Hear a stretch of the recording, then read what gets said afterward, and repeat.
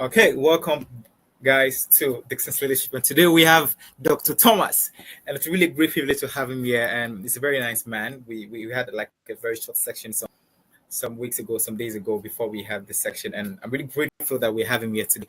And he'll be speaking on the heart and mindset of a servant leadership. So, guys, without wasting too much of our time, let's welcome Dr. Toomas. You're welcome, sir. Thank you, Miracle. I'm really blessed to be here. You coming to listen to us on this beautiful Saturday evening. It's evening here in the UK and in your country probably as well.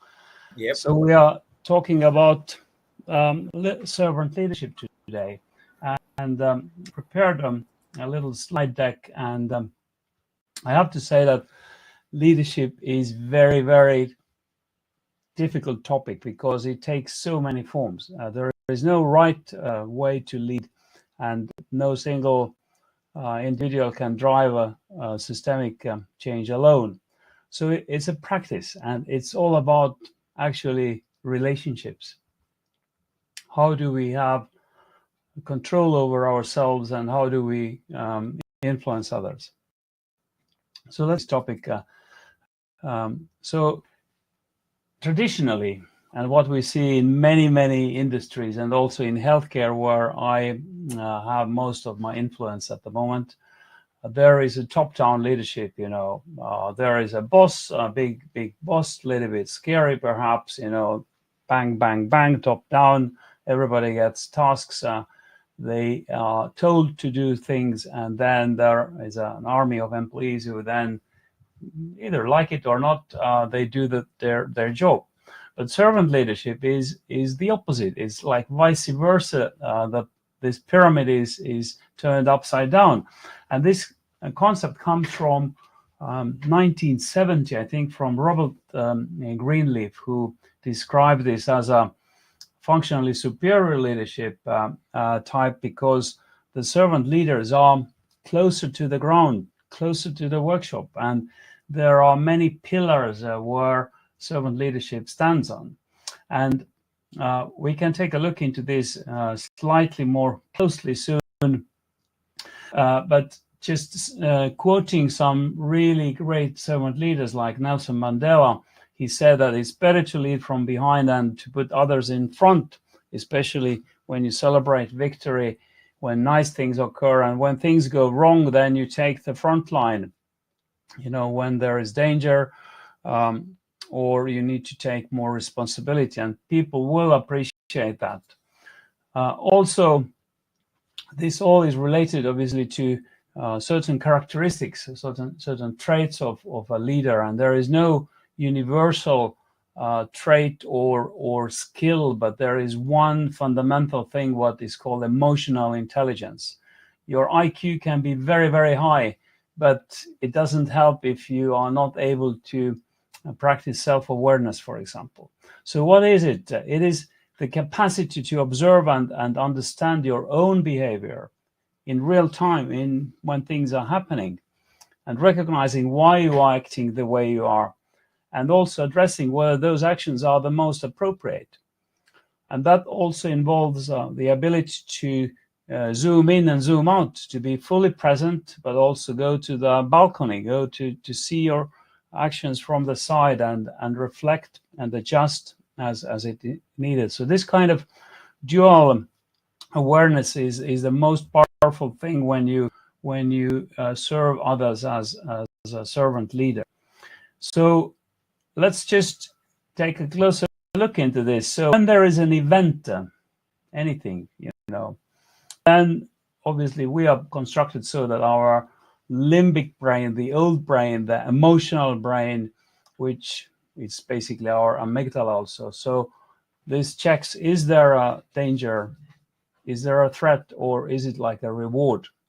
And that then gets your thinking brain into gear, and then it can either empower you, unleash your potential, like lateral thinking, creative thinking, engagement, or you go into kind of defense and narrow your thinking, limit your thinking, disengage. You're perhaps only, if there is a lion on the side of you, you want to run, or you just freeze. So that has a lot of impact on our decisions and behavior. So there are many kind of constructions, many frameworks around emotional intelligence, and I have been mostly involved in Genus International, Australian company, who has invented, based on quite comprehensive research, these kind of domains or intelligence, core emotional intelligence competencies, and these can be measured also. So either you are regarding self-awareness, present or disconnected, or thinking about awareness of others, empathetic or insensitive, or genuine or untrustworthy. When we look at authenticity, it could be also like positive influence, empowering or indifferent, self-management, resilient, or you throw verbal hand grenades, perhaps you are temperamental.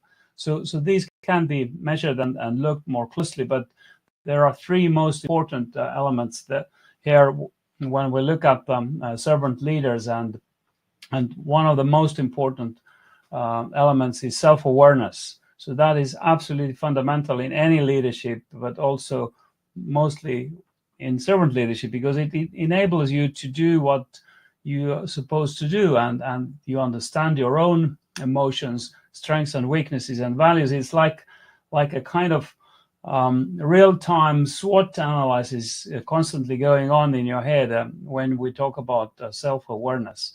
And this also helps to understand others, because otherwise you can't really assess and evaluate situations, and your own fundamental integrity and authenticity is dependent on self-awareness. Then awareness of others is really crucial, because this helps you to understand what is going on, where does all that kind of resistance come from, how do people think, how do they feel, how do they connect. It helps you to adjust your relationships and be more healing if things get really tough. And then positive influence is super important and vital. You need it to inspire people and motivate others. A servant leader uses emotional intelligence to impact other people and also empower personal growth. And this reflects your ability to lead by example. So there's some good and bad examples. So one really good example could be Satya Nadella, who is a chief executive of Microsoft, who was very empowering and created a fantastic atmosphere in Microsoft. A poor AI example could be the head of Uber, who was very kind of pushy, and it all failed in the end. So you can do some homework and read about these examples on your own.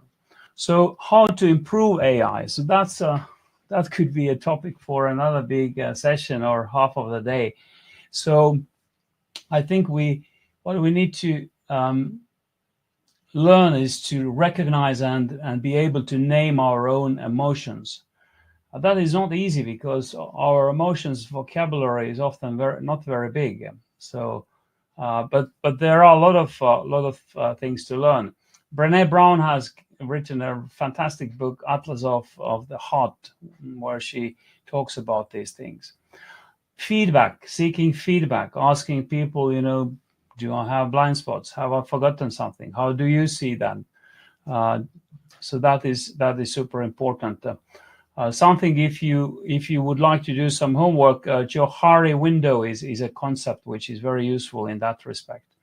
Practice self-reflection by journaling, mindfulness practice, gratitude practice is important, and cultivate it and be actively listening to others, listening and picking up like a radio receiver, also energies and wavelengths which are not perhaps verbal, all other cues, and developing emotional regulation and self-management skills.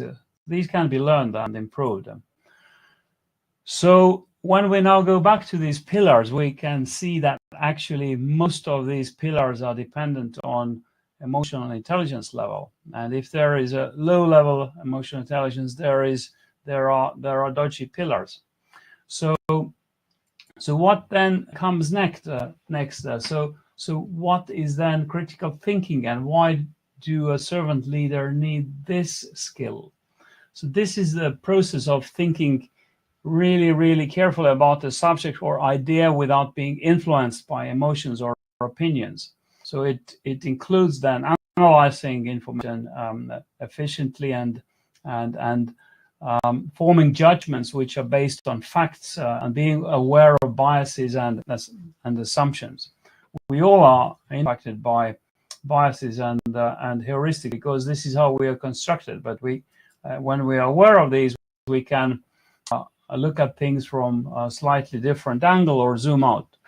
Then there is also a concept I want to introduce you at very superficial level, which is called Kinefin framework. So this word is coming from Welsh, so western part of Great Britain.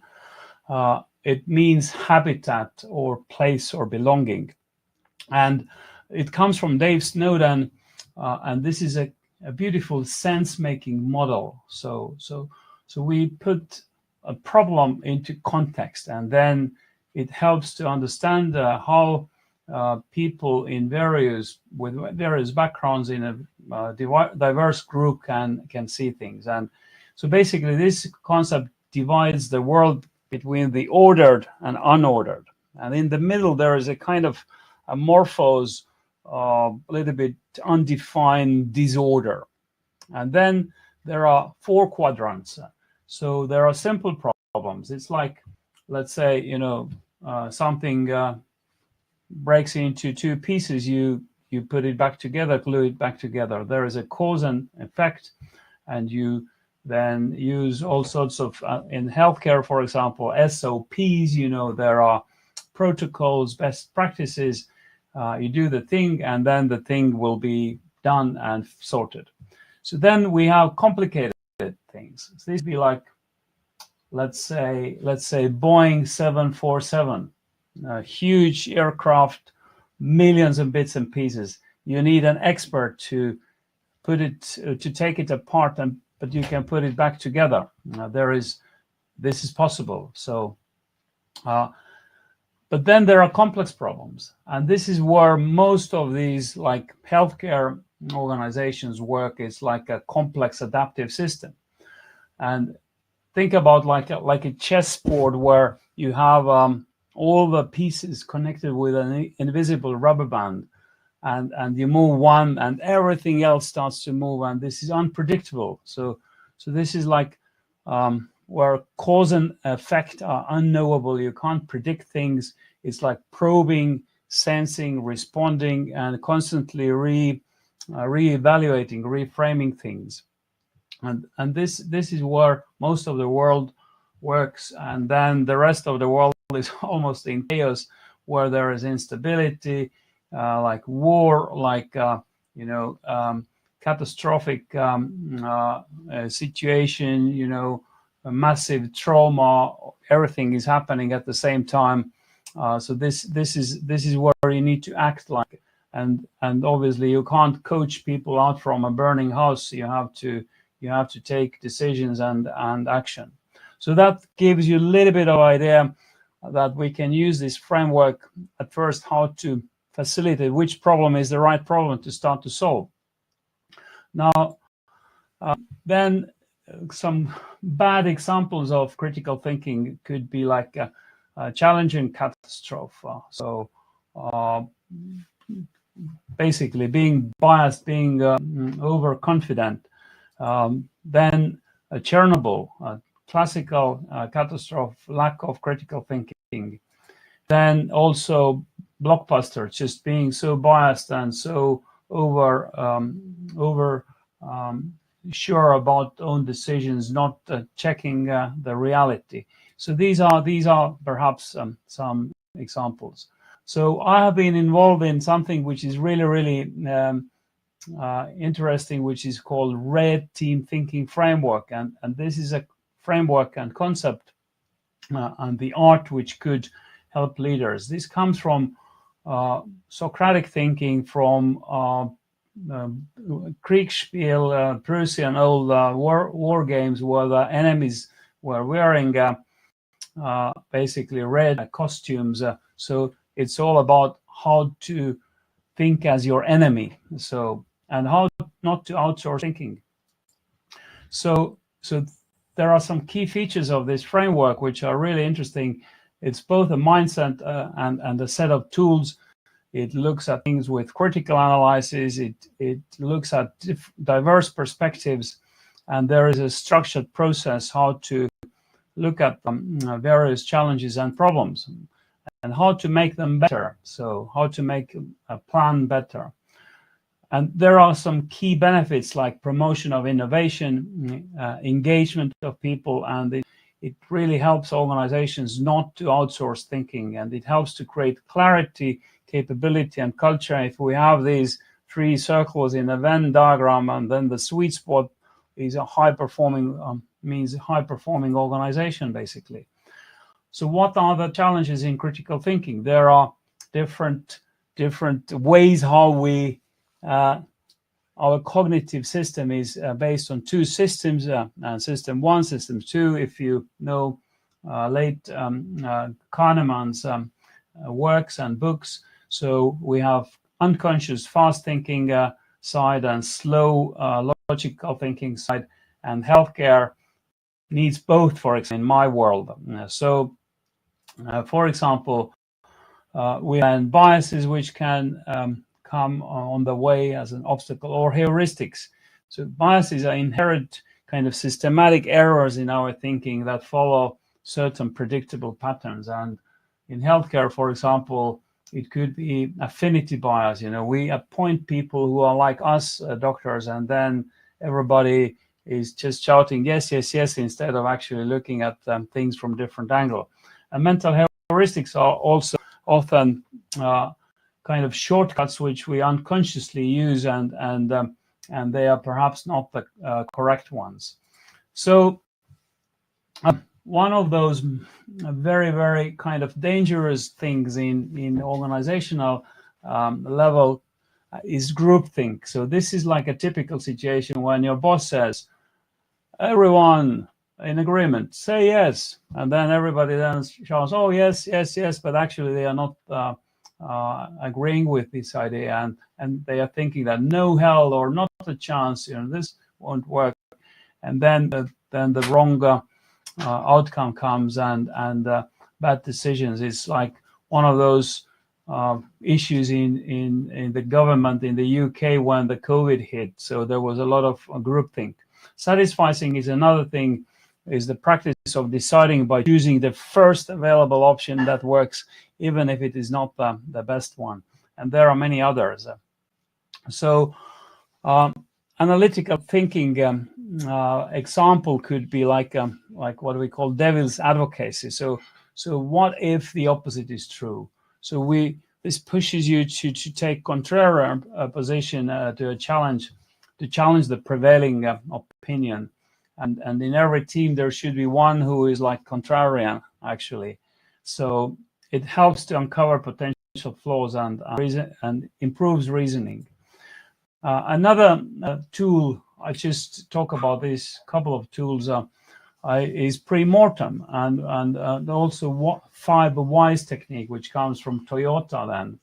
So this helps leaders to identify the root cause, or then basically be prepared for the worst scenario. So Dr. Gary Klein came out with pre-mortem analysis. So this assumes that the plan has failed and is focused on figuring out the cause. So you imagine that the failure occurs, there are the worst headlines on newspapers, everything is totally failed, and then you work backwards to figure out what that failure looks like. You identify the steps and figure out how to avoid them, and then execute the plan. So what is the worst that could happen is the main question. So that helps. So when we look at now to the other pillars, then we see that 4 of them are based on critical thinking skills. And then there is one which we haven't mentioned, which is also the biggest thing, which is your why. So it could be like the concept of ikigai, if you have heard about that. It's the Western, actually, this is a Western interpretation of Japanese ikigai, but this is the sweet spot which makes you to get out of your bed and do what feels meaningful, and the world needs it, and it creates value for yourself, and it's important for others. So one of my teachers, Bryce Hoffman, has this fantastic quote about critical thinking. So bad leaders react, good leaders plan, great leaders think, and the revolutionary leaders, the sort of leaders who transform not just companies but entire industries, think differently. And the question is, what sort of leader are you? Now, when then put this emotional intelligence side and critical thinking side together, so how do they complement each other? These are obviously in very, very close intertwined relationship, because empathy or emotional intelligence guides your ethical decision making. So you can zoom out and consider the impact of your decisions on others. How would that create something in the future, or what sort of chain reaction is it going to initiate? And critical thinking then helps you to self-regulate, by enabling you to analyze situation, reducing impulsive reactions. For example, you can take a deep breath, take a step back, think that, okay, am I going to let myself get hooked into this thing, or can I just stay out of that and stay calm and wait a little bit and be curious instead of being angry. And often people think that, when you are frustrated, when you are angry, that you say, I am angry, but it's not you who is anger. So anger is just obviously you notice that you are angry, that there is anger, but it's not you. You are not the anger. And in this way, analyzing that helps you to put the right label on your emotion and take the right action, reframe it. And together, these skills allow also servant leaders to make really thoughtful, important decisions, which are rational but compassionate. It's like a tough love, we can call it metaphorically.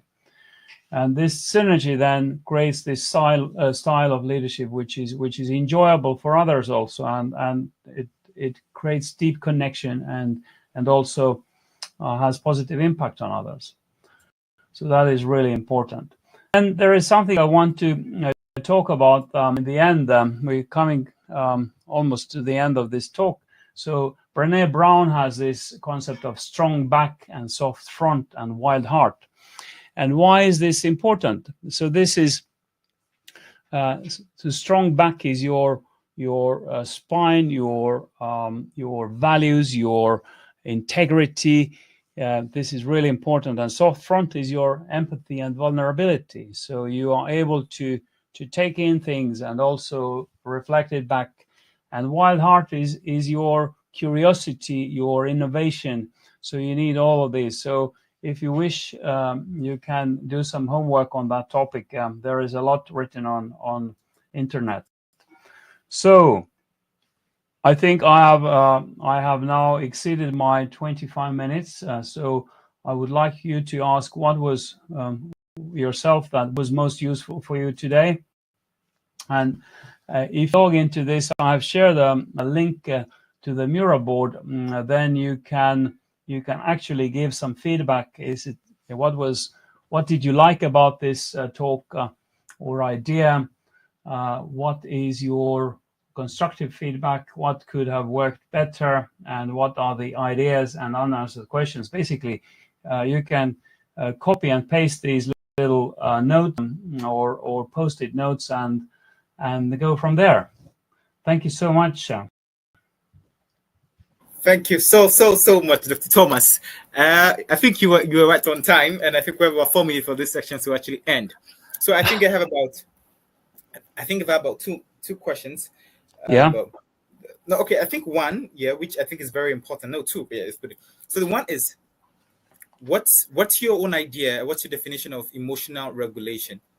And now I want to talk from an angle. Does it mean that we don't get angry? Does it mean that we don't react? So what does it mean from you, your point of view? What does it mean to have an emotional regulation?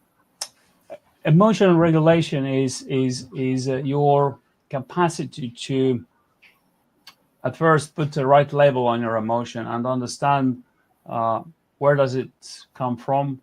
Stay with that. Sometimes we just need to be with your emotion instead of reacting. And I would say that the biggest words in this respect probably come from Viktor Frankl, who was the Holocaust survivor, who wrote this quote that in this fraction of a second between the impact and response, there is freedom. So you can decide what to do and how to act. So which gives you a lot of power. If you get carried away, you lose your power. So you become weaker. You get angry. You make yourself weaker.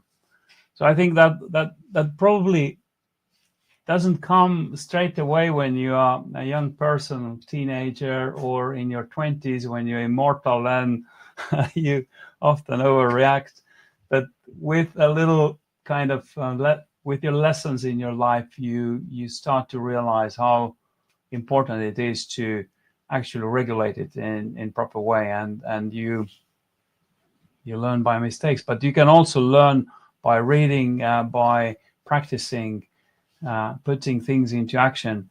One way I also would suggest to explore is principles of nonviolent communication, where you are not instead of saying something judgmental that, oh, a miracle, you are always late, you are a lazy bastard, something like that. That's very typical in some workplaces.